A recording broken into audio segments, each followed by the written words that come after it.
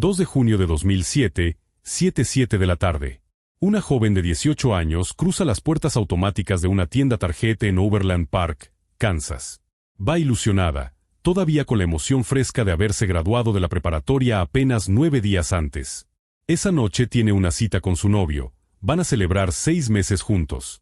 Solo necesita comprar un regalo rápido, algo sencillo que envuelva en una caja de regalo y entregue con una sonrisa. Su nombre es Kelsey Smith. Y en exactamente 10 minutos, su vida llegará a su fin. Porque dentro de esa misma tienda, caminando entre los mismos pasillos, hay alguien más. Alguien que la observa con paciencia fría. Alguien que la sigue por los pasillos como un depredador que se mantiene a la distancia, esperando el momento perfecto para atacar.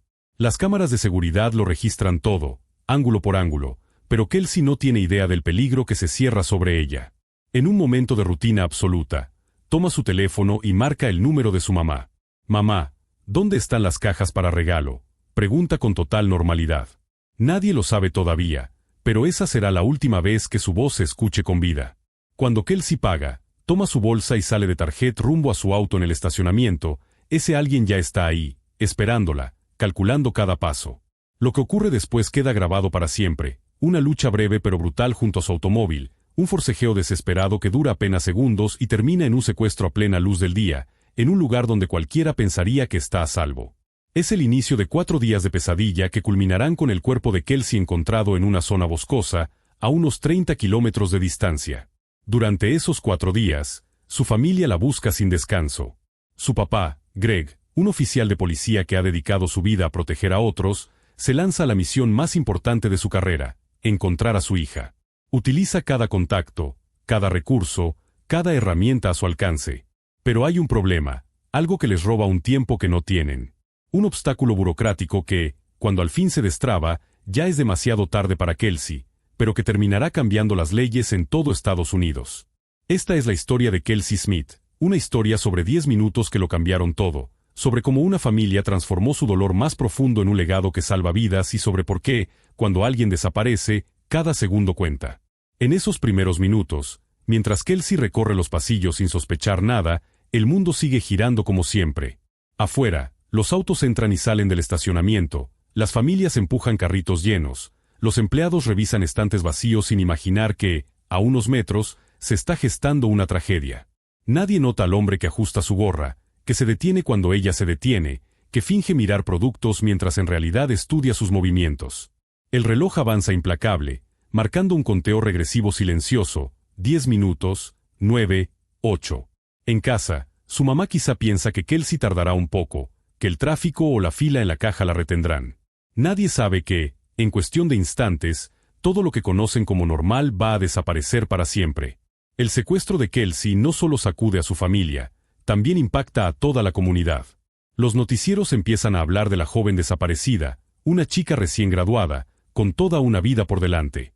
Vecinos, amigos y desconocidos se organizan en búsquedas, reparten volantes, recorren parques, lotes baldíos y carreteras secundarias con la esperanza de encontrar una pista. Greg, su papá, lucha contra una desesperación que nunca había sentido, incluso después de años enfrentando el crimen desde el uniforme. Ahora no es un caso más, es su hija. Y en medio de esa angustia, se topa con un muro legal, con permisos y autorizaciones que se tardan demasiado. Es en esos momentos, mientras el tiempo se escapa como arena entre los dedos, cuando nace una convicción feroz. Nadie más debería perder a un ser querido por culpa de un retraso que se pudo evitar. Para comprender el peso de esta tragedia, primero hay que saber quién era Kelsey Ann Smith. Kelsey nació el 3 de mayo de 1989 en Overland Park, Kansas. Era la tercera de 4 hermanos en la familia Smith. Sus padres, Greg y Missy, la describían como una joven brillante, divertida y llena de vida, una luz constante dentro de la casa. Greg, policía, había construido su vida alrededor de la idea de servicio y protección. Jamás imaginó que, pese a toda su experiencia, un día no podría salvar a su propia hija. Missy, una madre dedicada, era el corazón que mantenía a todos unidos. Kelsey creció rodeada de sus 2 hermanas mayores, Stephanie y Lindsay, y de su hermano menor, Zach. Eran una familia unida, amorosa, aparentemente normal, como cualquier otra que jamás pensaría verse en el centro de una historia así. Kelsey era conocida por su sentido del humor fantástico y su personalidad extrovertida. Le encantaba hacer reír a los demás, y tenía ese tipo de energía que llenaba cualquier habitación. Era la clase de persona que llegaba a la escuela con ramos de globos en los cumpleaños de sus amigos, obligándolos a cargarlos todo el día solo para que se sintieran especiales, aunque también un poquito apenados. Traviesa, sí, pero en el mejor sentido, alguien que hacía la vida más ligera para todos a su alrededor. En las Shawnee Mission West High School participaba en banda, atletismo y teatro. Tocaba el clarinete en la banda escolar, y no solo era buena, se lo tomaba en serio, practicaba, ensayaba, buscaba mejorar. Tenía sueños, planes y un futuro que parecía apenas empezar. Le encantaba cantar, le encantaba actuar, le fascinaba estar rodeada de sus amigos. Era una estudiante dedicada, responsable, con grandes sueños para su futuro. El 24 de mayo de 2007, apenas 9 días antes de su muerte, Kelsey se graduó de la preparatoria. Fue un día de celebración total para toda la familia Smith. Ella ya había sido aceptada en la Universidad Estatal de Kansas, donde planeaba estudiar medicina veterinaria. Amaba profundamente a los animales y soñaba con convertirse en veterinaria, con tener algún día su propia clínica y ayudar a cada criatura que llegara a sus manos.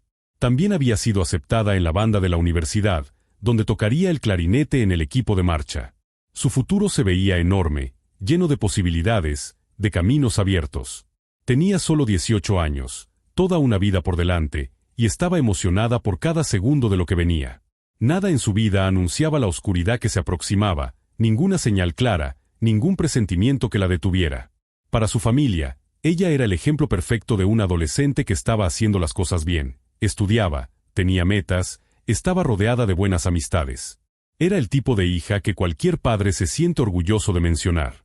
En las fotos de su graduación se le ve sonriendo, con toga y birrete, abrazando a sus papás y a sus hermanos, sin idea de que esas imágenes se convertirían en uno de los recuerdos más valiosos y dolorosos que la familia guardaría para siempre. En esos días posteriores a la graduación, todo giraba en torno a planes: qué empacar para la universidad, qué clases elegir, cómo sería vivir lejos de casa. Nadie imaginaba que el tiempo se les estaba acabando. Kelsey también estaba en una relación con su novio, John Bier Smith. Llevaban 6 meses saliendo. Y aunque para algunos eso puede no parecer mucho, para dos adolescentes de 18 años, 6 meses se sienten como una eternidad, como si ya se conocieran de toda la vida. Kelsey quería celebrar ese pequeño gran aniversario, marcar ese momento con algo especial y significativo. No quería un regalo cualquiera, quería algo que hablara de ellos, de su historia. Por eso, el 2 de junio de 2007, un sábado por la noche, Kelsey decidió ir a Target para comprar un libro de recuerdos como regalo para John. Planeaba llenarlo con fotos, notas, pequeños detalles, boletos de cine, cosas que contaran su relación desde el principio. Era el tipo de regalo dulce y personal que mostraba cuánto le importaba. Esa tarde, Kelsey se preparó con la misma ilusión con la que cualquier chica de 18 años se arregla antes de ver a la persona que le gusta. John pasaría por ella alrededor de las 8 de la noche. Ella sabía que tenía tiempo suficiente para ir rápido a Target, comprar el regalo y regresar a casa. O al menos, eso creía. No había nada en su mente que sugiriera que ese simple voy y vengo sería el trayecto más peligroso de su vida.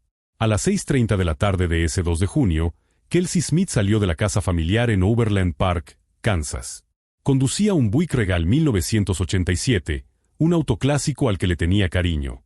Su padre, Greg, la vio salir por la puerta y cruzar el camino hacia el coche. «Vuelvo en un rato, papá», le dijo con una sonrisa tranquila, cotidiana.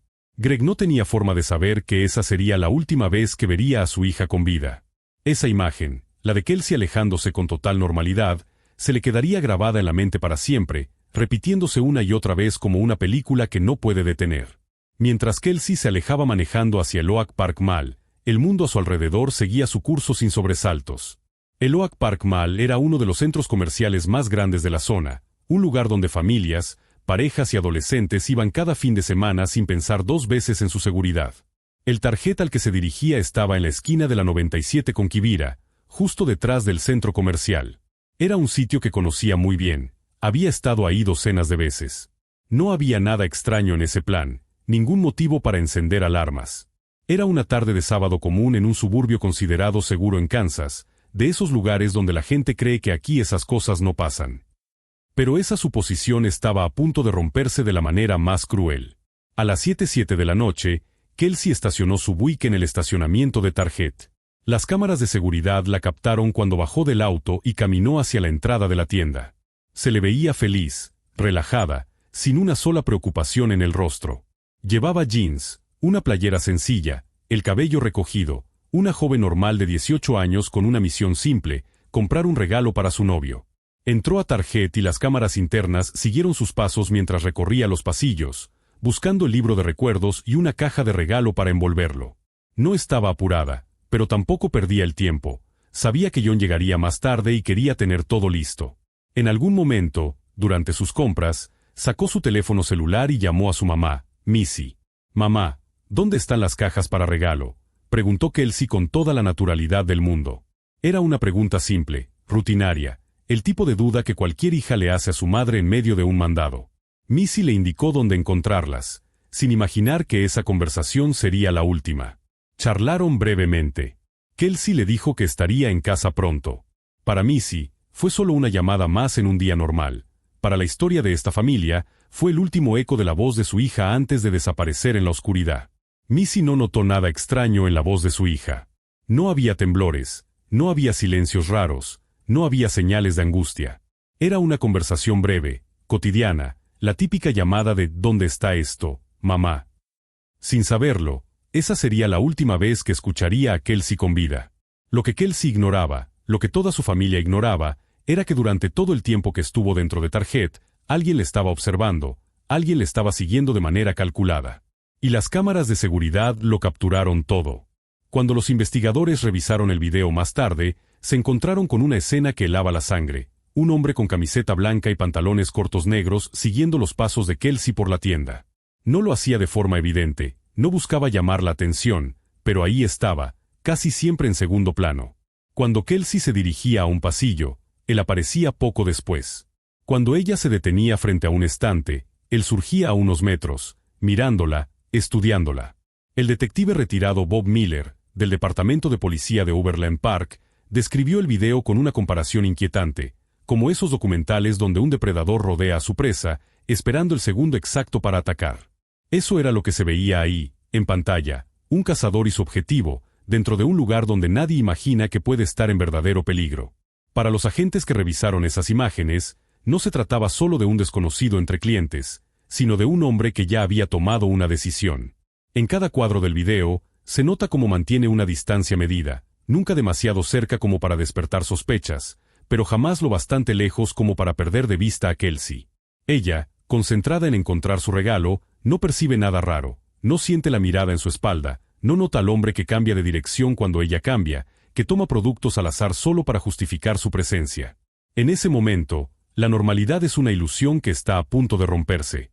El reloj avanza, pero nadie sabe que también está marcando una cuenta regresiva mortal.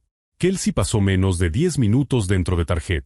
Encontró el libro de recuerdos, encontró la caja de regalo, fue a la caja registradora, pagó y salió de la tienda.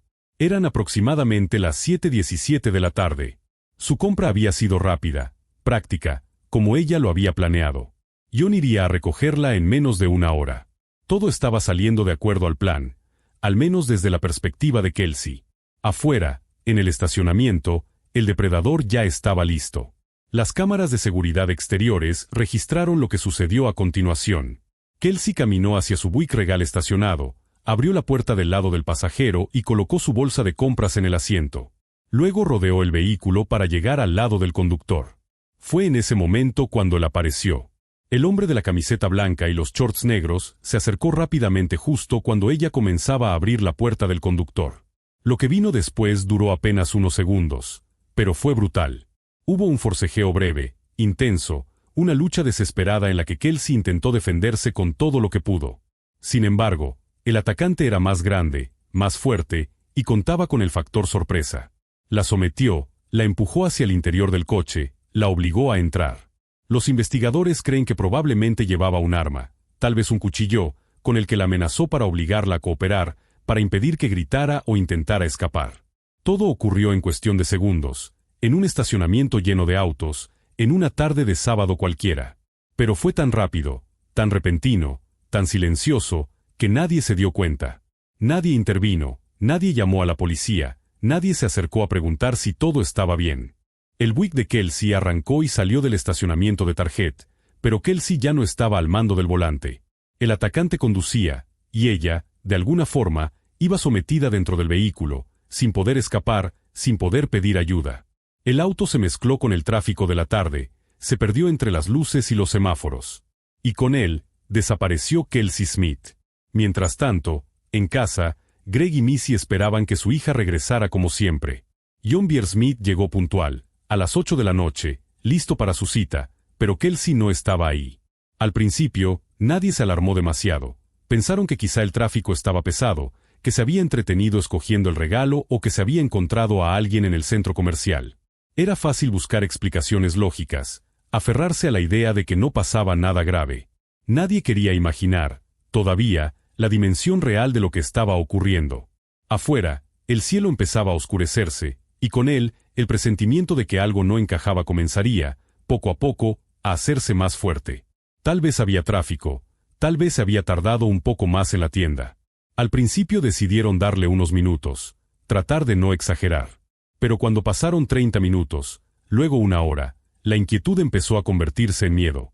Greg intentó llamar a Kelsey. No hubo respuesta. Missy marcó y fue directo al buzón de voz. John llamó también. Nada. Silencio absoluto.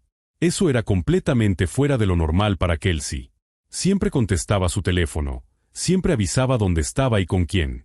Greg, con los años de experiencia como oficial de policía, sintió ese nudo en el estómago que solo aparece cuando sabes que algo está terriblemente mal. Ese presentimiento que ha visto en otros padres ahora lo alcanzaba a él. John y Lindsay, la hermana de Kelsey, decidieron ir al área de Oak Park Mall a buscarla. Tenía que haber una explicación lógica. Tal vez el coche se había descompuesto, tal vez había tenido algún problema menor y no podía llamar. Necesitaban verlo con sus propios ojos. Al llegar, comenzaron a buscar el Buick de Kelsey y lo encontraron, pero no donde se suponía que debía estar. No estaba en el estacionamiento de Target, donde ella lo había dejado. El auto estaba en el estacionamiento de una tienda al otro lado de la calle, a cierta distancia de Target. No cuadraba. No tenía sentido. John y Lindsay se acercaron al coche. Estaba cerrado. La bolsa de compras de Target seguía en el asiento del pasajero, intacta. El bolso de Kelsey estaba dentro del auto. Su identificación, sus cosas personales, todo estaba ahí. Todo, excepto ella. Kelsey había desaparecido sin dejar rastro. Fue en ese punto cuando la preocupación dejó de ser una simple incomodidad y se convirtió en pánico. John y Lindsay se miraron con esa expresión que dice lo que nadie se atreve a pronunciar en voz alta. Algo muy malo está pasando. El escenario frente a ellos era como una fotografía congelada en el tiempo. El carro estacionado de forma ordenada, las puertas cerradas, las pertenencias de Kelsey acomodadas como si ella fuera a regresar en cualquier segundo. Pero esa ausencia invisible llenaba el aire. Cada pequeño detalle se volvió sospechoso. La posición del auto, la bolsa en el asiento, el silencio de su teléfono. Lindsay, que conocía a su hermana mejor que nadie, entendió que Kelsey no se iría a ningún lado sin su bolso, sin su identificación, sin avisar. Todo gritaba peligro, pero no había respuestas, solo preguntas que dolían. Inmediatamente llamaron a Greg. Él, sin perder tiempo, llamó a la policía. A las 9:30 de la noche, aproximadamente 2 horas y media después de que Kelsey entrara a Target, fue reportada oficialmente como desaparecida. En ese momento, la familia todavía tenía un hilo de esperanza, la ilusión de que tal vez estaba herida en algún lugar, confundida, desorientada, pero con vida. Lo que no sabían era que, para entonces, Kelsey ya estaba muerta. Su cuerpo yacía en una zona boscosa a unos 30 kilómetros de distancia.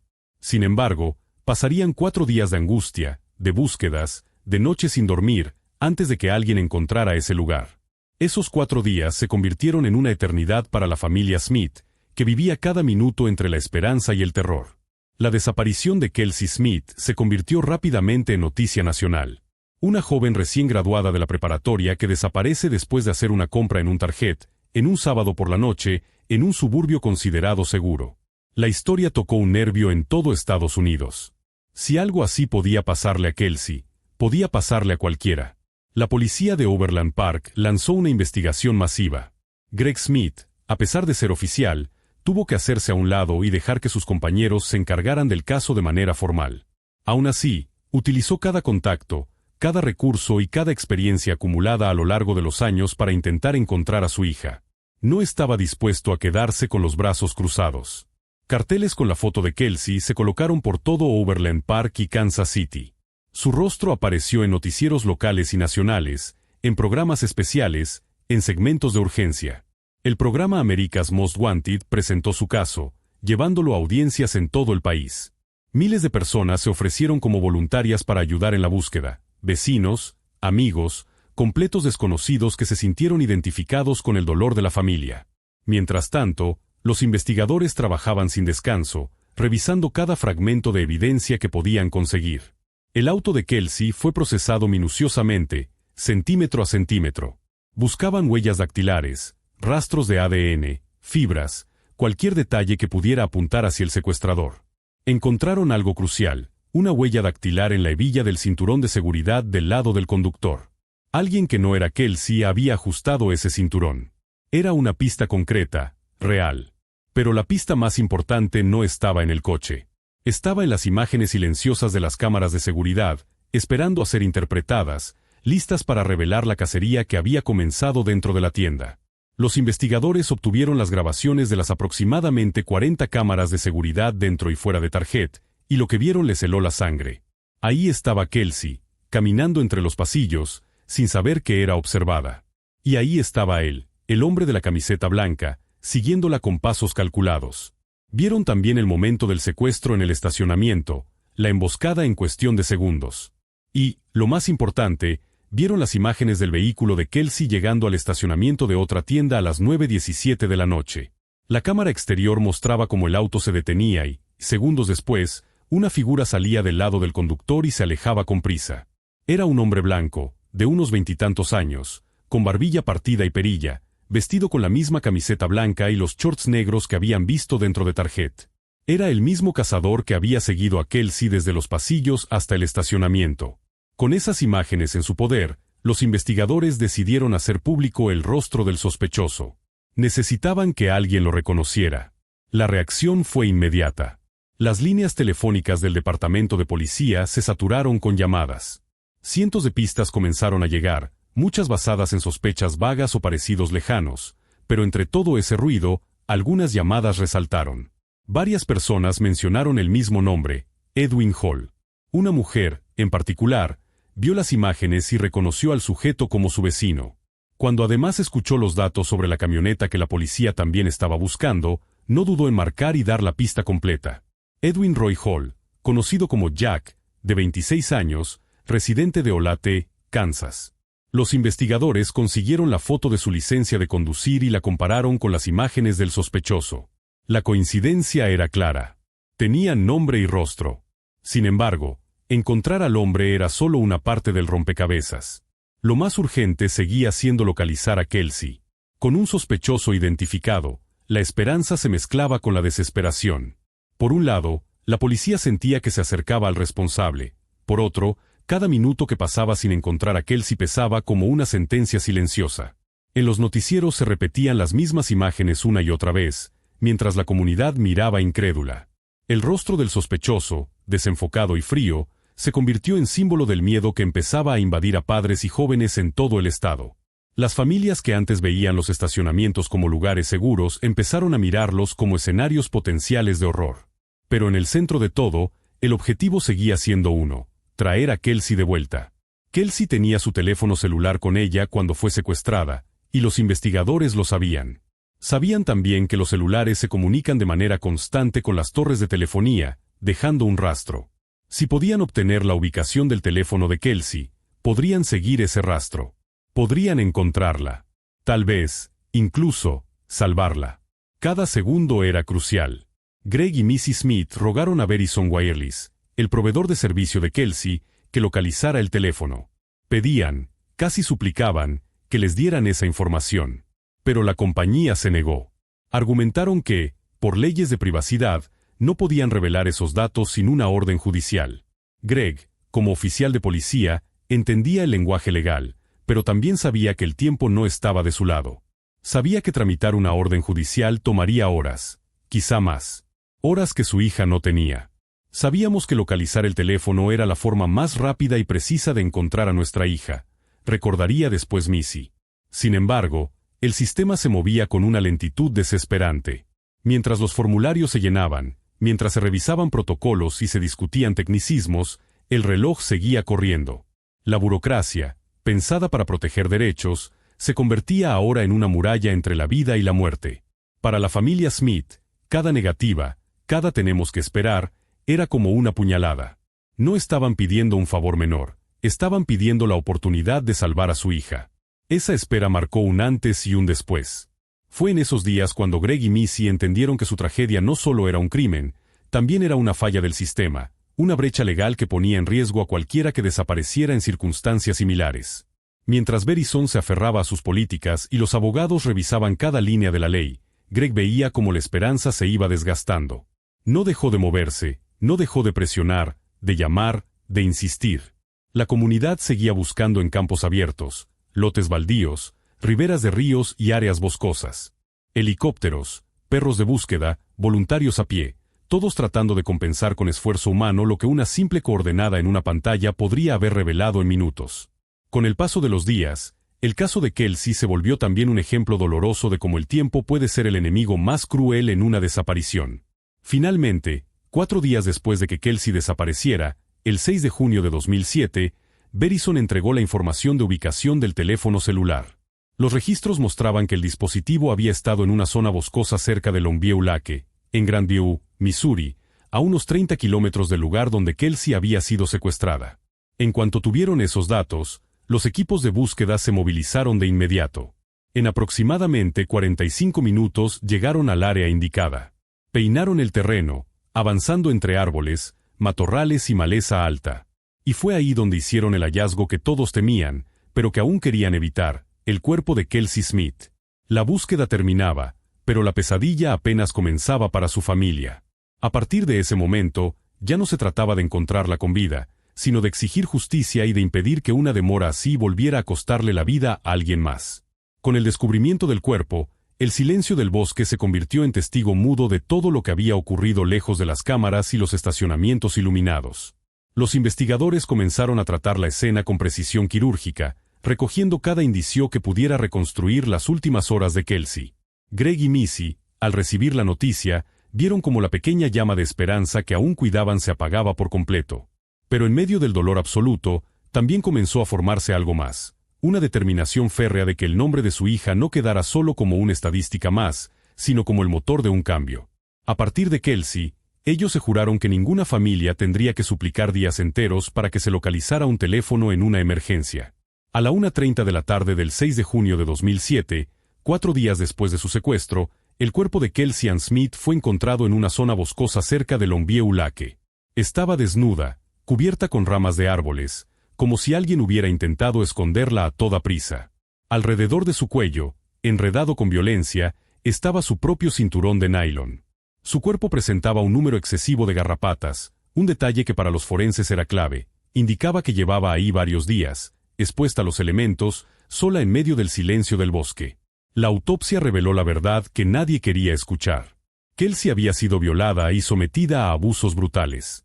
La causa de muerte fue estrangulamiento. Alguien la había asfixiado utilizando su propio cinturón, aprovechándose de ese objeto cotidiano para convertirlo en un arma. Los especialistas determinaron que Kelsey probablemente murió la misma noche de su secuestro, el 2 de junio, pocas horas después de salir de Target. Mientras su familia la buscaba desesperadamente, mientras esperaban la localización de su teléfono, Kelsey ya estaba muerta, oculta bajo ramas en aquel bosque, reducida a evidencia en un caso que nunca debió existir. Cuando Greg y Missy Smith recibieron la noticia, su mundo se vino abajo en un solo golpe. Su peor miedo se había hecho realidad. Su hija, la joven que tenía toda una vida por delante, que acababa de graduarse, que estaba a punto de ir a la universidad, les había sido arrebatada de la forma más cruel. Sin embargo, en medio del dolor más devastador, Greg y Missy hicieron una promesa: la muerte de Kelsey no sería en vano. Harían todo lo posible para que ninguna otra familia tuviera que vivir esa misma espera, esos mismos días de tortura aferrados a un teléfono que nunca sonaba. Y sabían exactamente por dónde empezar, por el problema del teléfono celular y el tiempo que se perdió. En esos primeros momentos tras la confirmación de la muerte, la casa de los Smith dejó de ser un hogar y se convirtió en un santuario de recuerdos. Cada foto en la pared, cada prenda de ropa, cada objeto de Kelsey parecía gritar su ausencia. Las risas de ella se transformaron en ecos dolorosos en la memoria de todos. Greg luchaba con una culpa imposible, ser policía y no haber podido salvar a su propia hija. Missy, por su parte, se aferraba a la idea de que Kelsey no podía morir solo para quedar en el olvido, como una noticia más de Crónica Roja. Fue en ese torbellino de dolor donde nació algo distinto, una determinación feroz. Entendieron que el sistema que debía protegerlos había fallado, y que si no hacía nada, seguiría fallando a otros. A partir de ese instante, su duelo se mezcló con una misión: transformar la tragedia en una herramienta para salvar vidas. Esa decisión, tomada con el corazón roto, marcaría el inicio del legado de Kelsey. Esa misma tarde del 6 de junio de 2007, pocas horas después de que se encontrara el cuerpo de Kelsey, la policía arrestó a Edwin Roy Hall, de 26 años, en su casa en Olathe, Kansas. Hall estaba en proceso de salir de la ciudad con su esposa y su hijo de 4 años, supuestamente para irse de vacaciones, cuando los agentes llegaron a su puerta. En la superficie, Hall parecía un hombre común, casado, padre de un niño pequeño al que, según los vecinos, trataba con cariño. Trabajaba como empacador en un almacén y no tenía un historial criminal largo, aunque en su juventud había tenido incidentes violentos, incluyendo uno en el que golpeó a otro chico en la cabeza con un bate de béisbol. La policía está convencida de que Hall no conocía a Kelsey antes del 2 de junio. No hubo una historia previa, no hubo venganza ni conflicto personal. Fue un ataque completamente aleatorio. Kelsey simplemente tuvo la desgracia de cruzarse en el camino de un depredador dispuesto a actuar. Cuando Hall fue interrogado, admitió haber estado en tarjeta ese día, pero insistió en que nunca se había acercado a Kelsey. Esa versión se desmoronó cuando sus huellas dactilares coincidieron con la huella encontrada en la hebilla del cinturón de seguridad del lado del conductor del auto de Kelsey. Era la prueba física que lo colocaba dentro del vehículo. Sin margen para seguir negando, la narrativa de Hall se vino abajo. El 7 de junio fue acusado de asesinato premeditado en primer grado y secuestro agravado. La fianza se fijó en $5 millones. El 1 de agosto, un gran jurado del condado de Johnson lo acusó formalmente de asesinato, violación y sodomía agravada. Los cargos lo hacían elegible para la pena de muerte, y el fiscal de distrito del condado de Johnson, Bill Klein, tomó una decisión contundente: buscaría la pena máxima. Para la comunidad, la detención de Hall fue una mezcla de alivio y horror.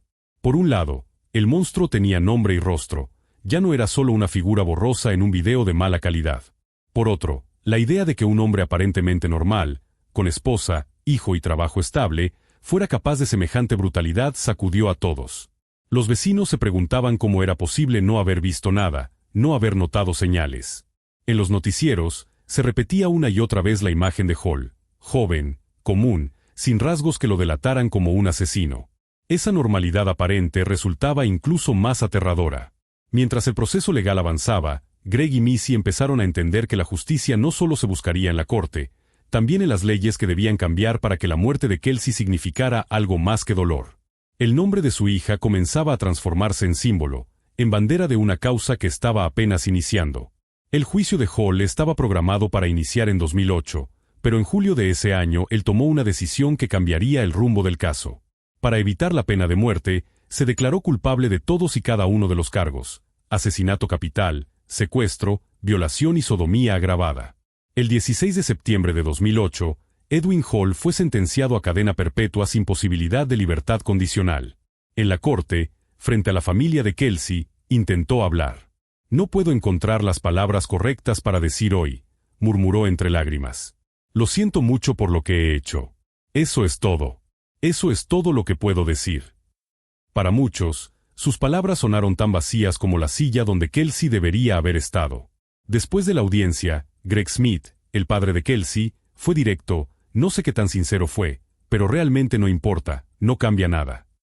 Hall fue enviado a cumplir su sentencia en la instalación correccional de Hutchinson, en Hutchinson, Kansas.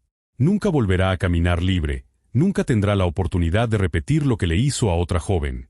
La justicia del sistema había hablado, pero para la familia Smith, ninguna condena, por dura que fuera, podía traer de vuelta a Kelsey. Ningún castigo podía llenar el hueco que dejó en la mesa, en las fotos familiares, en los planes que jamás se cumplirían. Todo lo que les quedaba era aferrarse a la promesa que hicieron, su muerte no sería en vano.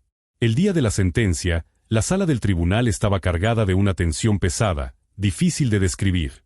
De un lado, la familia de Kelsey, rota pero firme, sosteniendo fotos, recuerdos, pañuelos empapados de lágrimas. Del otro, Hall, vestido con uniforme de recluso, cabizbajo, escuchando cómo se sellaba su destino. Cada palabra leída por el juez parecía clavar un clavo en una historia que nunca debió existir. Para los Smith, no se trataba de venganza, sino de una mínima forma de equilibrio. Saber que Hall pasaría el resto de su vida tras las rejas les daba una pizca de consuelo, pero no alivio. El verdadero castigo, para ellos, era seguir viviendo sin Kelsey, despertando todos los días con el recuerdo de lo que le hicieron. Aún así, en medio de la oscuridad, comenzaron a ver un camino, convertir su dolor en acción, su rabia en una herramienta para proteger a otros. Fue ahí donde la historia de Kelsey empezó a transformarse en algo más grande que el propio caso criminal. Para Greg y Missy, el capítulo del juicio fue solo el fin de una parte del recorrido y el inicio de otra batalla muy distinta. Entendieron que, aunque Hall estuviera encerrado para siempre, el problema que permitió que su hija no fuera encontrada a tiempo seguía existiendo. Las horas de espera por la localización del teléfono, la burocracia que se interpuso entre la vida y la muerte, eran heridas abiertas que no podían ignorar. Decidieron que honrar a Kelsey significaba enfrentarse no solo a un hombre, sino a un sistema entero. Empezaron a reunirse con legisladores, a contar su historia públicamente, a revivir una y otra vez los detalles más dolorosos con un propósito claro: lograr que, en futuras desapariciones, las compañías telefónicas pudieran entregar de inmediato la ubicación de un dispositivo cuando la vida de alguien estuviera en riesgo. Así nació el germen de lo que, con el tiempo, se conocería como la Ley Kelsey. Su hija no volvería, pero su nombre empezaría a salvar a personas que nunca la conocieron. ¿Por qué casi siempre nos damos cuenta del peligro cuando ya es demasiado tarde para cambiar algo? ¿Por qué las palabras que se dicen a medias entre broma y confesión solo revelan su verdadero peso cuando quien las pronunció ya no está? El 13 de febrero, cientos de personas se congregaron frente a los portones de una escuela en Higüey. En las manos llevaban flores blancas, símbolo de pureza, que ese día se convirtieron en emblema de una pérdida imposible de entender. En la pared, colgada con cinta, una fotografía de Esmeralda Reitz, de 15 años, sonriendo a la cámara. Un año antes, esa misma niña había grabado un breve video para TikTok en el que, sin adornos, sin sonrisa, anunciaba la fecha de su propia muerte. En aquel momento nadie le dio importancia. Casi nunca creemos en nuestras propias corazonadas y mucho menos en las de los demás. Hoy, esa frase suena como sentencia. La gente deja flores no solo por lo que se vio en aquella pantalla, sino por la aterradora coincidencia que convirtió el azar en destino y la vida de la joven en un misterio trágico. Su madre sostiene la foto de su hija. Su padre, un cuaderno con la letra de Esmeralda. Por fuera, todo parece quieto, pero la fecha se ha vuelto una marca imposible de ignorar. Esmeralda conocía el día en que iba a morir. La pregunta es, ¿por qué nadie escuchó la advertencia que se escondía en sus palabras? ¿Por qué seguimos siendo sordos a los gritos de auxilio disfrazados de chiste o de juego? ¿Qué nos hace reaccionar solo cuando ya no hay nada que podamos reparar? ¿Y qué tendríamos que cambiar para aprender, de una vez por todas, a escucharnos antes de que sea demasiado tarde? En cada rostro frente a la escuela se mezclaba la culpa con la incredulidad. Nadie lo decía en voz alta, pero muchos repasaban mentalmente aquel video, los comentarios, los emojis, las risas. Pensaban en el día en que lo vieron pasar en su pantalla y siguieron deslizando el dedo como si nada, buscando el siguiente contenido, la siguiente distracción. Algunos padres miraban a sus propios hijos y se preguntaban cuántas advertencias habrán ignorado en casa, cuántas veces habrán minimizado una frase triste, un no aguanto más disfrazado de broma. Entre murmullos y oraciones, una verdad incómoda flotaba en el aire. Todos habían visto algo, pero nadie había querido mirar de verdad. Antes de la tragedia, la familia Reitz vivía en una casa modesta en las afueras de la ciudad de Higüey, en la parte oriental de la República Dominicana. La zona tenía fama de tranquila. Los vecinos se conocían, los niños jugaban en la calle hasta que caía la noche, las puertas rara vez se cerraban con llave. Elidio, el padre, atendía un pequeño puesto a la orilla de la carretera, mientras que Isabel, la madre, se encargaba del hogar. La hija mayor, Yurimar, ya estaba en la universidad, y la menor, Esmeralda, asistía a la escuela del barrio. En casa había reglas estrictas, pero nacidas del cariño. Los domingos acudían juntos a la iglesia. Por las noches, durante la cena, Hablaban de las noticias, de las tareas, de los planes para el futuro. La madre se esforzaba porque sus hijas crecieran respetuosas y creyentes. El padre repetía que el valor de una persona no se mide por lo que tiene, sino por cómo trata a los demás. Su vida estaba construida sobre principios sencillos, pero firmes. Esmeralda ayudaba a su mamá en lo que podía, adoraba posar frente a las cámaras y soñaba con ser modelo algún día. Para los vecinos, la familia era sinónimo de paz y buena convivencia. La chica era abierta, luminosa, con una sonrisa que inspiraba confianza y simpatía. Su rutina parecía estable y predecible: escuela, amigos, familia. Nada hacía pensar que ese hogar donde se escuchaban risas terminaría marcado para siempre por una desgracia. En esa casa, como en muchas otras, nadie imaginaba que lo cotidiano se estaba llenando de silencios peligrosos. Las discusiones eran pocas, los problemas económicos se sorteaban con esfuerzo, y cualquiera hubiera dicho que, dentro de lo posible, eran afortunados. Precisamente por eso el golpe fue tan brutal, porque rompió la imagen de una familia normal, de esas que uno cree a salvo de las noticias trágicas. Es en esos lugares comunes donde, muchas veces, se ocultan las angustias más profundas, las que no se cuentan por miedo a preocupar, por no hacer drama, por no parecer débiles. Lo que para el mundo era una familia ejemplar, por dentro contenía preguntas sin respuesta que nadie se atrevía a formular. Esmeralda pertenecía a una generación para la que el teléfono inteligente se volvió el centro de la vida diaria. La mayor parte de su tiempo libre transcurría deslizando videos cortos, comentando, dejando reacciones, siguiendo tendencias. En su cuarto tenía todo listo para grabar: un aro de luz, un tripié, un espejo y varios cambios de ropa. Para ella, TikTok no era solo una distracción, formaba parte de su identidad. Entre los adolescentes de Higei, su cuenta era conocida. La reconocían por sus bailes característicos y por esa sonrisa que, en pantalla, parecía no apagarse nunca.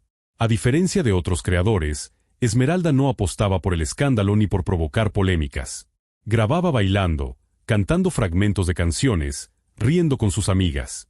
Lo que parecía inocente entretenimiento era, al mismo tiempo, un escaparate abierto al juicio de desconocidos. Cada like o comentario reforzaba la idea de que ser vista equivalía a existir.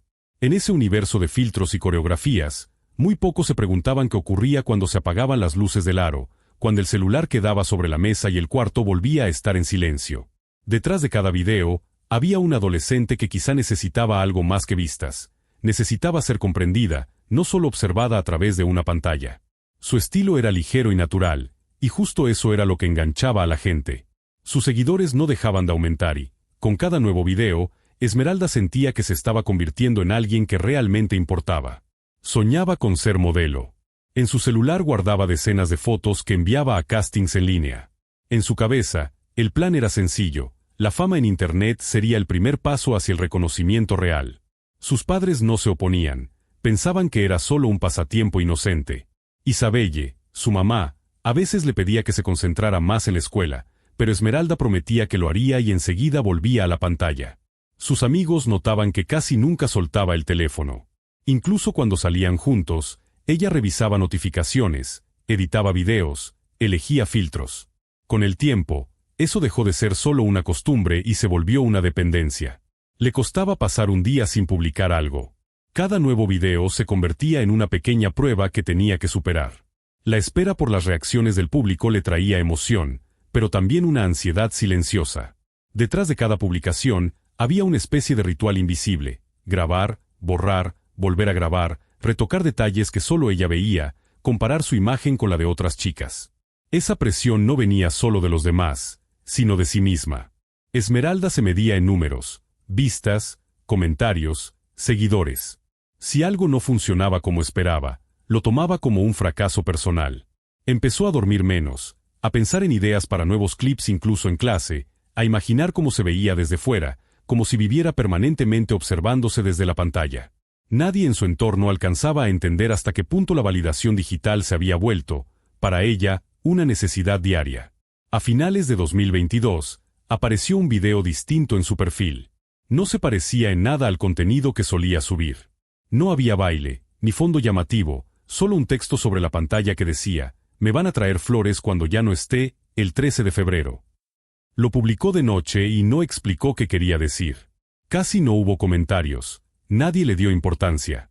Unos días después, regresó a sus videos de siempre, y aquella frase extraña se perdió en el flujo interminable de contenido. Más tarde, sus amigas recordarían que, en esa época, Esmeralda se veía completamente normal, alegre, con energía, segura de sí misma. No mostraba señales visibles de angustia ni problemas para relacionarse. Hablaba mucho del futuro, discutía sobre ropa, nuevas ideas para grabar, canciones de moda con sus amigas. Su vida parecía entera, clara, sin rastro de preocupación. Para quienes la conocían, ese video no tenía nada de alarmante.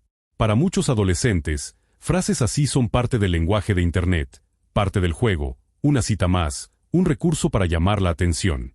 Pero ese clip, tan breve y en apariencia inofensivo, se convertiría en la única pieza a la que todos volverían la mirada un año después, tratando de entender lo que había ocurrido.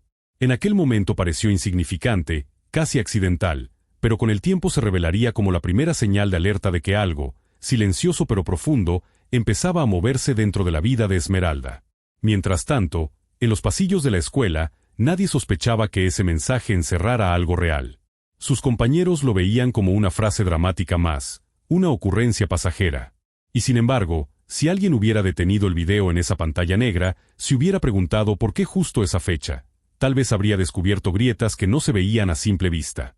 La adolescencia es una etapa en la que todo se mezcla: el humor negro, el deseo de llamar la atención, la necesidad de sentirse especial. Entre bromas y retos virales, resulta casi imposible distinguir cuando una frase es solo parte del juego y cuando es un grito disfrazado. Esa confusión, esa incapacidad para leer el dolor escondido, sería clave en lo que estaba por venir. John Kelly Martínez llegó al bachillerato de Higüey aproximadamente un año antes de los hechos que más tarde sacudirían a toda la ciudad. Tenía 35 años, era profesor de matemáticas y muy pronto se convirtió en uno de los maestros más queridos de la escuela. A diferencia de muchos colegas mayores, prefería una forma de trato más relajada, permitía que los alumnos lo llamaran por su nombre, hacía chistes en clase, participaba en actividades escolares. Para los adolescentes, parecía uno de ellos, un adulto que entendía su humor, sus intereses y hablaba su mismo lenguaje.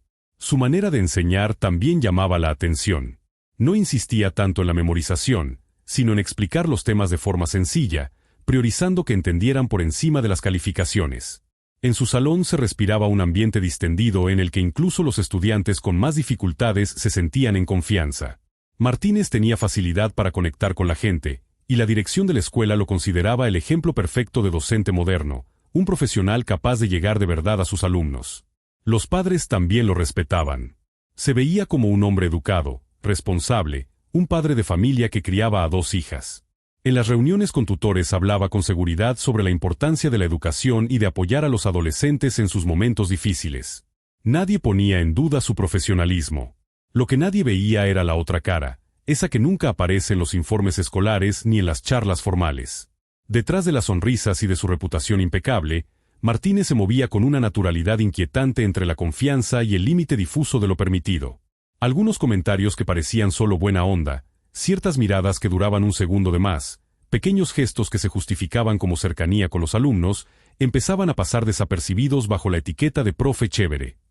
La comunidad escolar, agradecida por un maestro que no gritaba, que no humillaba, bajó la guardia sin darse cuenta de que, a veces, el peligro se disfraza precisamente de aquello que todos quieren ver: alguien amable, atento, irreprochable.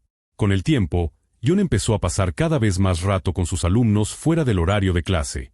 Les ayudaba a prepararse para exámenes, organizaba repasos extras e incluso se sentaba a hablar de sus problemas personales. Para muchos, dejó de ser solo un maestro, se convirtió en el adulto en quien podían confiar.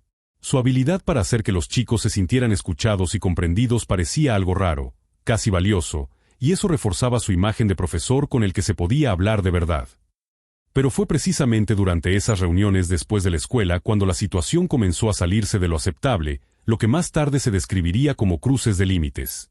John empezó a mostrar un interés inusual por sus estudiantes, en especial por las chicas. Su atención resultaba excesiva, aunque a simple vista no encendía ninguna alarma. Se quedaba al final de la clase en conversaciones privadas, enviaba mensajes por la noche, preguntaba cómo se sentían o hacía comentarios sobre su apariencia. En aquel momento, todos estos gestos se interpretaban como muestras de amabilidad. Nadie veía peligro, nadie imaginaba que, detrás de esa cercanía, se ocultaba algo más calculado.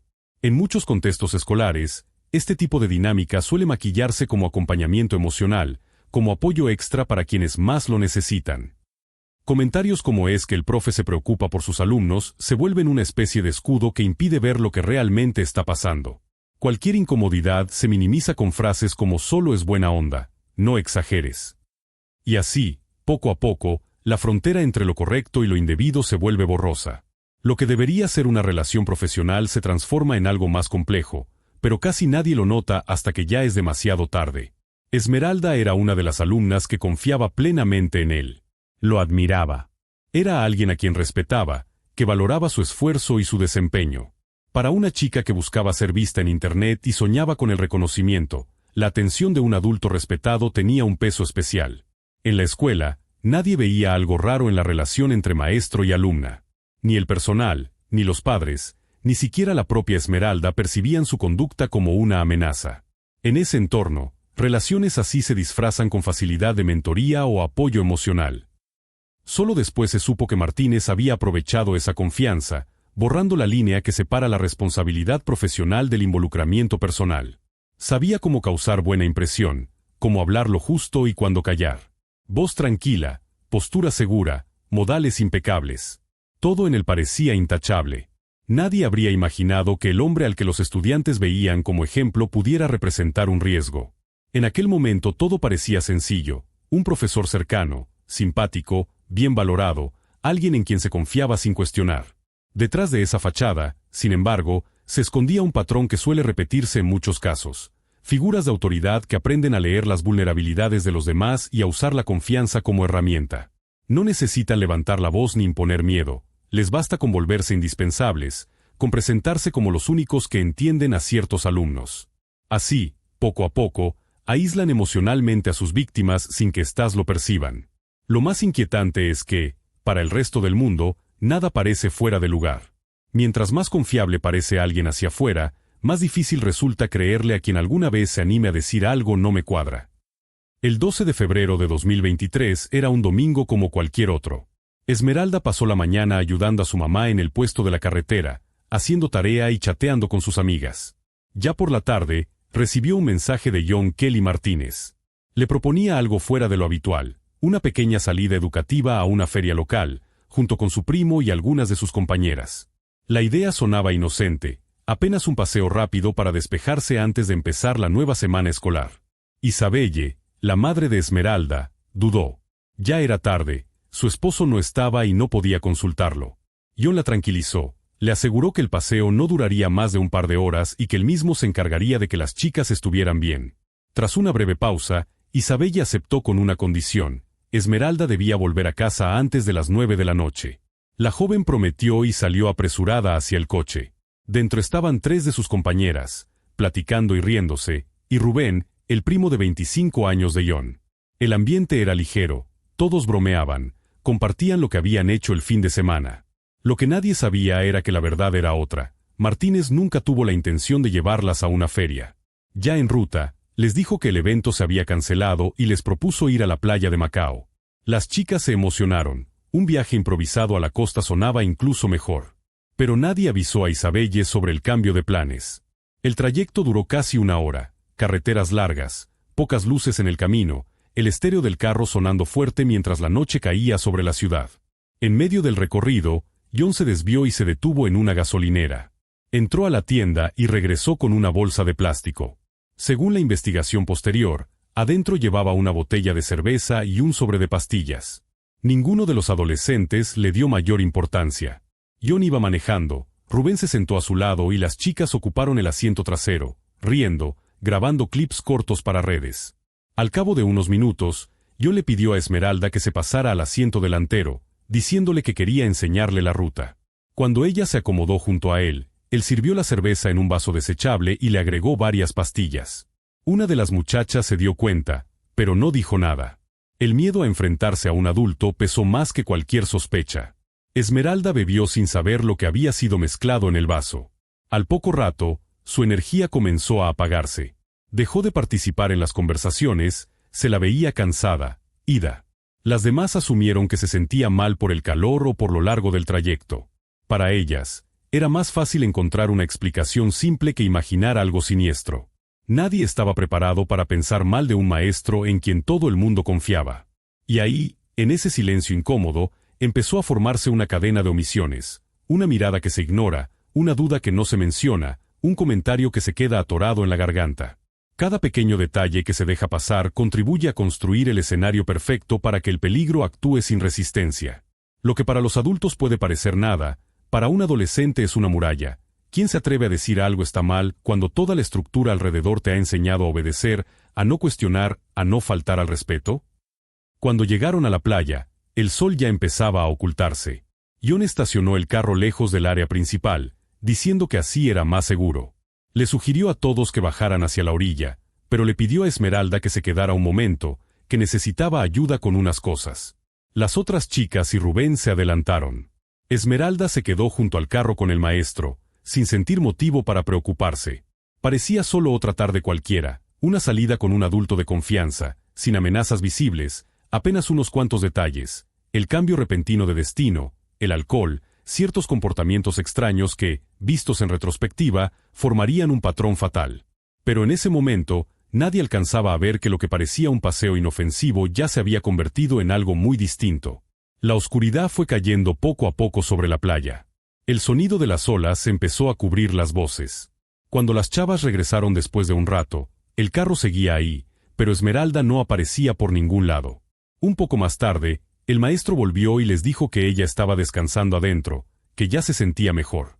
Su voz era tranquila, su expresión, normal. Nada en él parecía fuera de lugar. Nadie pensó en cuestionarlo. Mientras tanto, la playa comenzaba a vaciarse. Las chicas le pidieron regresar a casa, pero Martínez siguió dando largas.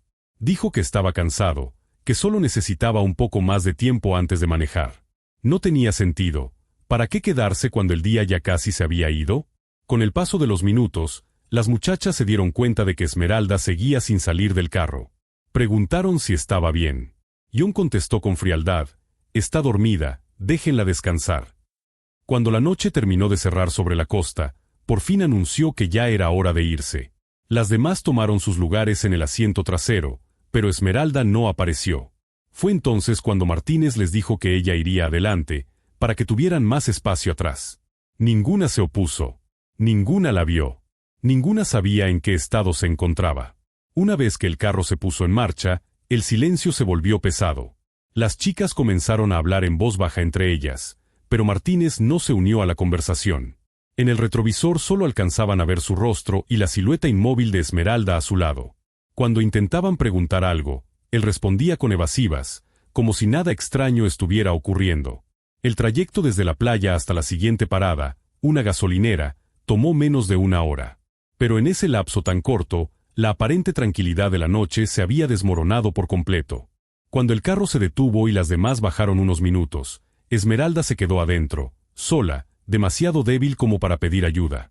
Desde que salieron de la playa, su estado había empeorado, el rostro pálido, casi sin hablar, con la mano en el abdomen, luchando por mantener los ojos abiertos. Las otras chicas notaron su condición y le pidieron al maestro que se detuviera en algún lugar. John accedió y se metió a la primera gasolinera que encontró.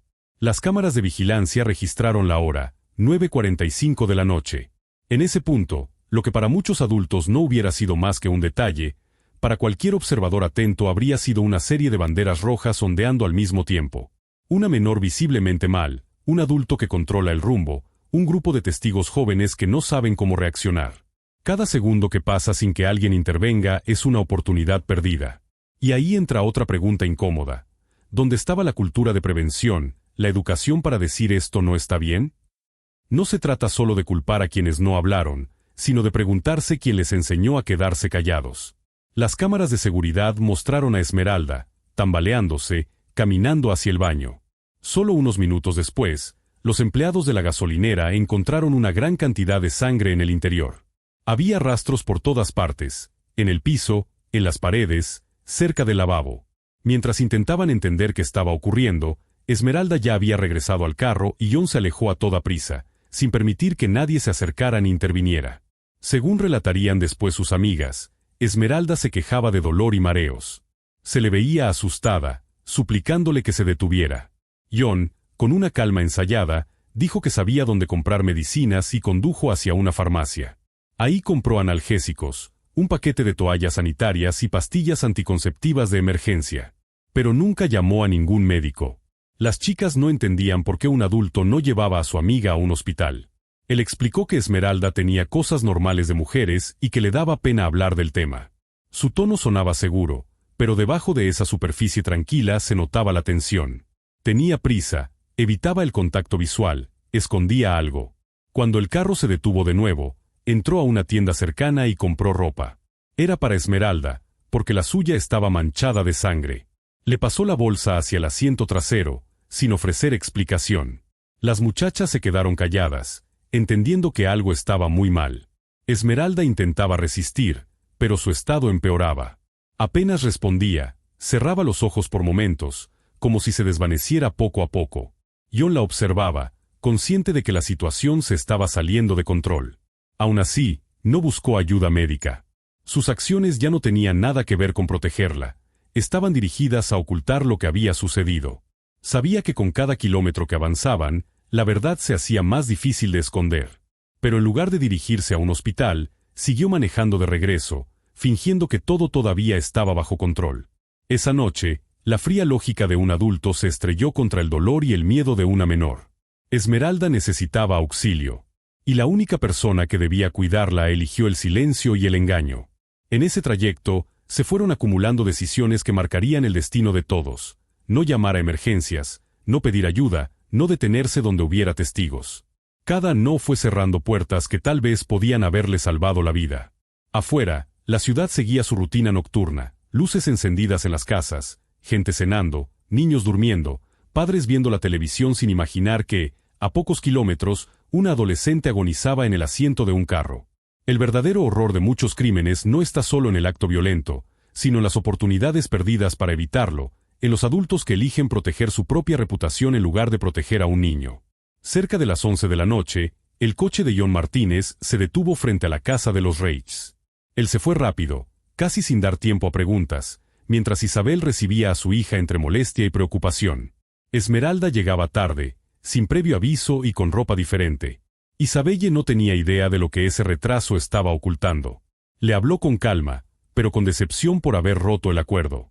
Agotada y pálida, Esmeralda no explicó nada, solo dijo que estaba cansada y se fue directo a su cuarto, donde le esperaba su amiga, la misma que la había acompañado en el viaje. La habitación quedó en silencio.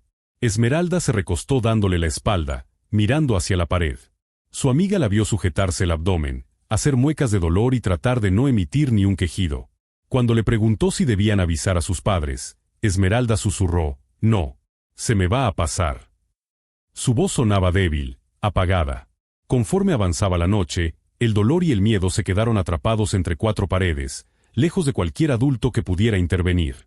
Afuera, el resto de la familia dormía sin saber lo que estaba pasando a pocos metros de distancia. A veces, las tragedias no estallan con gritos ni golpes, sino que se desarrollan en silencio, entre susurros, en cuartos oscuros donde una víctima sigue tratando de minimizar su propio sufrimiento. Esa es una de las caras más crueles de la violencia. Obliga a la víctima a guardar silencio, a sentir vergüenza, a proteger incluso a quien le hizo daño. Cerca del amanecer, la amiga se despertó. Esmeralda estaba inmóvil, con los ojos cerrados. Su respiración se escuchaba pesada, pero constante. Pensando que solo dormía profundamente, la amiga decidió no molestarlas más y se marchó a su casa en silencio. La puerta se cerró tras ella y la vivienda volvió a quedar en calma. Por la mañana, alrededor de las 7, Isabelle intentó despertar a su hija, pero no obtuvo respuesta. Al abrir la puerta, encontró la cama vacía, con manchas de sangre en las sábanas. Sobre el buró había un cargador de teléfono y una libreta cerrada. Pensando que Esmeralda estaría en el baño, la llamó varias veces, pero solo obtuvo silencio. Entonces sus ojos se toparon con una escena que ninguna madre está preparada para enfrentar. El cuerpo de su hija, boca abajo sobre el piso de azulejo, rodeado de sangre, una taza tirada y una toalla a un lado. En un solo instante, la rutina de esa casa quedó destrozada. Todo lo que antes parecía normal, los regaños, las prisas, las salidas de domingo, se convirtió en un antes y un después. El grito de Isabelle rompió la quietud de la mañana, arrastrando a la familia y luego a todo el vecindario a una realidad que nadie quería aceptar. La niña que había salido horas antes confiando en un adulto de buena reputación no volvería a levantarse nunca más. A partir de ese momento, ya no se trataba solo de un caso doloroso, sino de una pregunta que perseguiría a todos. ¿Cuántas señales se ignoraron antes de llegar hasta aquí? Por unos segundos, Isabelle se quedó paralizada. La mente no alcanzaba a procesar lo que estaba viendo. El entendimiento no llegó de golpe. Luego, de pronto, salió de ella un grito desgarrador, largo, desesperado. Elidio corrió desde la otra habitación, detrás de la hija mayor, Yurimar. A partir de ese instante, todo se sintió como una pesadilla. Intentar levantar el cuerpo, llamadas frenéticas por teléfono, lágrimas, órdenes confusas, y ese silencio extraño que se instala en una casa cuando algo irreversible ya ocurrió. El equipo médico que llegó al lugar solo pudo confirmar lo que los padres se negaban a aceptar. Esmeralda había muerto por pérdida de sangre en algún punto entre las 3 y las 4 de la mañana. La ayuda habría podido salvarla, pero nunca llegó. La casa que antes estaba llena de vida ahora se percibía extrañamente inmóvil, y el cuarto de Esmeralda se convirtió de golpe en el escenario de sus últimos minutos. El 13 de febrero amaneció entre gritos y sirenas, y cayó la noche sobre una ciudad en shock. Muy pronto, la noticia de la muerte de la adolescente se extendió primero por el vecindario y luego por redes sociales. En la escuela se guardó un minuto de silencio en su memoria. Sus padres, todavía en estado de shock, apenas podían repetir una sola frase una y otra vez. Anoche estaba viva, y hoy ya no está. Los primeros reportes oficiales eran vagos. La policía registró la muerte sin signos evidentes de participación de terceros. Los investigadores se inclinaron, al principio, por la hipótesis de una enfermedad repentina o complicaciones relacionadas con su ciclo. Quizá esa explicación habría sido aceptada, de no ser por lo que empezarían a contar, horas después, quienes la vieron en su último recorrido. En esas primeras horas, mientras el cuerpo aún no era llevado al servicio forense, la casa se llenó de familiares, vecinos, curiosos. Todos buscaban consolar, pero nadie tenía respuestas. Se encendieron veladoras, se rezaron oraciones, y más de uno recordaba el video de Esmeralda con la fecha del 13 de febrero escrita como una broma pesada del destino. Algunos se preguntaban en voz baja si no habría señales que pasaron por alto. Otros preferían aferrarse a la idea de un accidente para no imaginar algo peor. La familia, atrapada entre el dolor y la confusión, todavía no sabía que, mientras ellos lloraban, en otro punto de la ciudad empezaba a armarse un rompecabezas mucho más oscuro. Pocas horas más tarde, surgió un testimonio clave. Empleados de la gasolinera reportaron haber visto esa noche a un grupo de jóvenes y a un hombre que se comportaba de forma extraña, visiblemente nervioso. Las cámaras de seguridad confirmaron su relato. Era la primera pista real del caso. Después llegaron las declaraciones de las amigas de Esmeralda. Admitieron que el maestro les había ofrecido cerveza, que Esmeralda se sentía mal y que les había pedido específicamente que no llamaran a sus padres. Una de las chicas contó algo escalofriante. Vio a John dejar caer algo dentro del vaso de Esmeralda antes de dárselo. Ese detalle cambió por completo el rumbo de la investigación. La policía registró el auto de Martínez. En su interior encontraron rastros de sangre y material biológico. Los peritos confirmaron una coincidencia de ADN entre él y las muestras tomadas del cuerpo de Esmeralda. También hallaron el mismo vaso desechable, todavía con residuos de un medicamento controlado. De pronto, la historia dejó de parecer un triste suceso doméstico para convertirse en algo mucho más siniestro. Lo que se había querido explicar como una emergencia de salud empezaba a mostrar huellas claras de manipulación, omisión y posible violencia. Rumores de todo tipo comenzaron a circular en la comunidad. Algunos aseguraban que Esmeralda había intentado interrumpir un embarazo usando pastillas prohibidas. Esa versión tomó fuerza cuando se supo que Martínez había comprado anticonceptivos de emergencia en una farmacia. Sin embargo, los análisis forenses descartaron por completo esa hipótesis. No había embarazo. De acuerdo con el reporte oficial de la autopsia, la causa de muerte fue una hemorragia interna masiva por trauma físico. Su cuerpo mostraba signos de daño, moretones, rasguños y lesiones en tejidos blandos. Para sus padres, la revelación fue devastadora. No solo tuvieron que aceptar que su hija estaba muerta, tuvieron que enfrentar la verdad de que no había sido una falla del cuerpo, sino un crimen. Lo que antes parecía confuso ahora se volvía dolorosamente evidente. El maestro en quien confiaban no era un mero testigo, era el origen de la tragedia. A partir de ese momento, El caso dejó de ser un expediente más y se convirtió en una búsqueda de respuestas que nadie quería formular. Como alguien encargado de cuidar a menores podía terminar siendo responsable de la muerte de una de ellas. En el vecindario, la figura del profe ejemplar se vino abajo de la noche a la mañana. Padres que antes lo saludaban con respeto ahora recordaban cada reunión, cada comentario, cada momento en que le habían entregado la confianza de sus hijos. Los compañeros de Esmeralda se debatían entre el miedo y la culpa, preguntándose si debieron hablar antes, si alguna broma, algún gesto, no fue en realidad una advertencia disfrazada. La historia dejó de ser solo la de una adolescente muerta y se transformó en el espejo de una comunidad entera que tuvo que aceptar que el peligro no siempre viene de desconocidos en la calle, sino a veces de quienes se sientan al frente del salón. La pieza clave de esta investigación apareció en el lugar más íntimo de la víctima, su propio celular. Mientras revisaban el historial de llamadas recientes, los investigadores encontraron un registro que de inmediato llamó su atención. Había una llamada saliente hecha en plena madrugada. La destinataria era una amiga cercana que, a esa hora, dormía profundamente y nunca escuchó sonar el teléfono. Cuando los especialistas recuperaron el archivo de audio, quedó claro que no se trataba de una llamada accidental.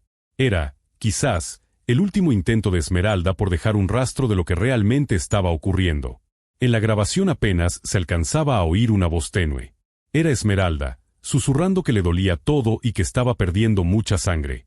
Su respiración era irregular, sus palabras casi ininteligibles. Su última frase quedó atrapada en el archivo: «Me estoy muriendo. Diles». Y luego, la llamada se cortó. Escuchar aquel audio se convirtió en un punto de no retorno. Ya no había duda, seguía con vida después de haber vuelto a su casa. Los investigadores confirmaron que la llamada se hizo entre las 3 y las 4 de la madrugada, la misma franja horaria que el forense marcó como momento de la muerte. Para la investigación, eso significaba una sola cosa: el maestro la dejó en estado crítico y no hizo nada por salvarla. La grabación, en la que literalmente hablaba de su propia muerte, se transformó en la prueba definitiva de su responsabilidad. Cuando el audio se reprodujo en la sala de audiencias, todos quedaron en silencio. Esa voz asustada, casi extinguida, transmitía lo que ningún documento podía. Esmeralda había llamado, esperando que alguien la escuchara. Nadie la oyó. Nadie llegó. Y ese eco se quedaría para siempre en la memoria de quienes estuvieron presentes. Para los padres, escuchar esa llamada fue como vivir la muerte de su hija por segunda vez. Imaginarla sola, en la oscuridad de su cuarto, con el teléfono en la mano, luchando por no desvanecerse mientras pedía ayuda a medias, era una tortura imposible de describir. Isabelle se preguntaba una y otra vez qué habría pasado si el volumen del celular de la amiga hubiera estado más alto, si alguien en la casa hubiera despertado, si Esmeralda hubiera marcado otro número. Elidio, por su parte, se sentía culpable por no haber estado ahí esa noche. En cada y sí, se escondía una vida distinta que nunca llegaría a existir. La llamada no solo probaba la negligencia del maestro, dejaba al descubierto el absoluto abandono en el que quedó una niña que, hasta el último momento, confió en que alguien acudiría a salvarla. El juicio comenzó varios meses después de la tragedia. En el banquillo de los acusados se sentó John Kelly Martínez, el profesor de matemáticas de Higüey. La sala estaba llena de periodistas, padres de familia y vecinos. Cada audiencia se transmitía por la televisión local. El caso se convirtió en el centro de la atención pública. La dirección de la escuela sacó rápido un comunicado deslindándose de cualquier responsabilidad por las acciones de su empleado fuera del horario laboral. Ofrecieron condolencias, pero evitaron hablar de investigaciones internas o de fallas en sus propios protocolos. Para la familia Reitz, aquello se sintió como indiferencia absoluta. Decenas de testigos declararon. La defensa intentó sostener que la muerte había sido un accidente, pero las pruebas contaban otra historia. Al final, el tribunal declaró a John Kelly Martínez culpable de abuso y agresión contra una menor que derivó en su muerte y lo sentenció a 20 años de prisión. También se le ordenó pagar una indemnización a la familia de la víctima. Para los padres, esa resolución no trajo consuelo. Repetían que ninguna condena les devolvería a su hija. Ni el dinero ni los años tras las rejas alcanzarían jamás para equilibrar la pérdida. El juicio terminó, pero en el aire quedó flotando una sensación profunda de injusticia y la pregunta que nadie podía responder: ¿por qué nadie lo detuvo antes de que fuera demasiado tarde? En las calles de Higüey, el caso de Esmeralda se volvió tema obligado de conversación. Algunos hablaban de un monstruo disfrazado de maestro, otros preferían pensar que se trataba de un hecho aislado. Pero muchas madres y padres comenzaron a mirar con otros ojos las relaciones de confianza entre sus hijos y los adultos que los rodeaban. Surgieron marchas, carteles frente a la escuela, mensajes exigiendo protocolos más estrictos, canales seguros para denunciar comportamientos sospechosos. Esmeralda se convirtió en un símbolo incómodo, el recordatorio de que la confianza ciega puede ser peligrosa. A pesar de la sentencia, la verdadera reparación, esa que habría significado que siguiera viva, nunca llegaría. Y con cada 13 de febrero, la ciudad recordaría no solo a la niña que murió, sino a todos los silencios que la dejaron sola.